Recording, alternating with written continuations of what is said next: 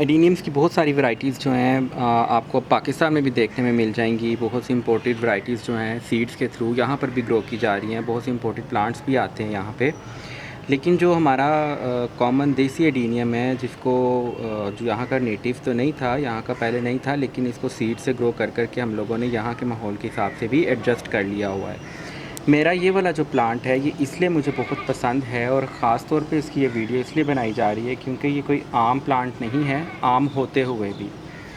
इस एडीनियम को मैंने आज से 5 साल पहले ग्रो किया था और सीड से ग्रो किया था। इसके साइज़ से आपको लग नहीं रहा होगा कि ये 5 साल पुराना प्लांट है, क्योंकि मैंने इसकी ग्रोथ को कम कर दिया।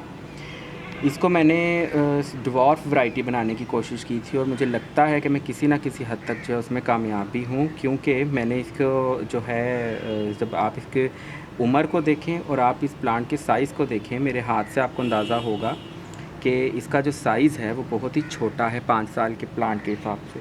तो उसकी वजह ही ये है कि मैंने इस प्लांट की ग्रोथ को बहुत कम कर दिया।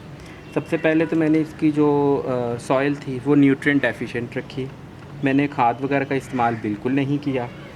दूसरे नंबर पे मैंने ये किया कि जैसे इसकी रूट्स ग्रो होने लगती थी तो मैं उनको काट देता था। आज भी मैंने इस प्लांट को निकाला ताकि मैं इसकी जो रूट की ग्रोथ है उसको चेक करूं। तो मैंने ये आपको सोचा कि दिखाऊं कि मैंने इसको कैसे जो है प्लांट को ग्रो किया है।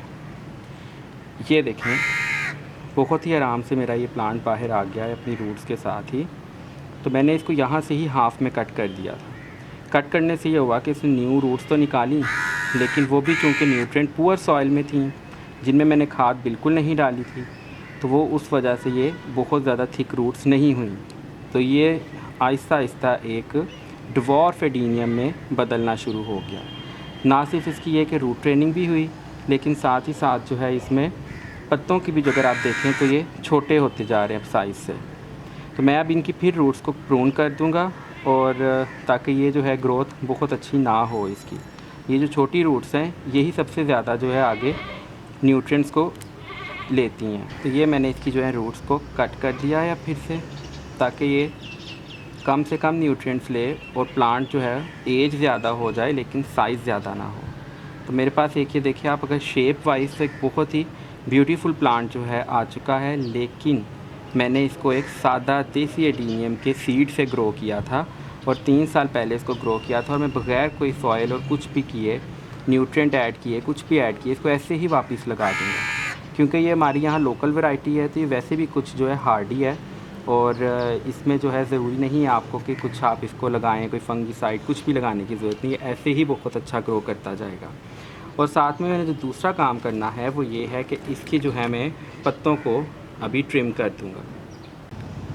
प्लांट को जो है मैंने वापस से लगा दिया है थोड़ा सा हाइट पे करके, ताकि इसकी थोड़ी सी रूट्स जो हैं वो नज़र आएँ। अब मैंने इसकी जो पत्ते हैं उनको प्रून कर दूँगा, ताकि ये जो है अपने कॉर्डेक्स को थोड़ा और थिक करे।